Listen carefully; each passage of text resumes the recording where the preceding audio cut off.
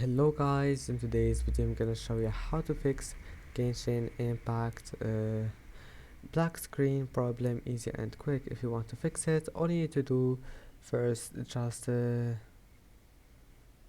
you want to fix it, just go to settings and then type here apps and features, and here just remove applications that you don't need, and if you are sure that you have enough space for Genshin Impact.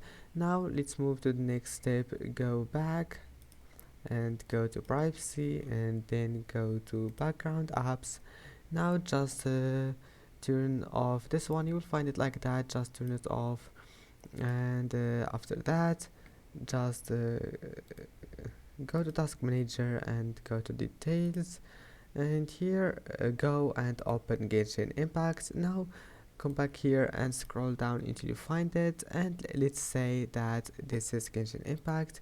Just click on it, right click, set priority and make it high, and that's it. Click change priority, and I don't mean to do it to NordVPN, just do it to Genshin Impact, and that's it. I hope that can help you, and see you in the next video.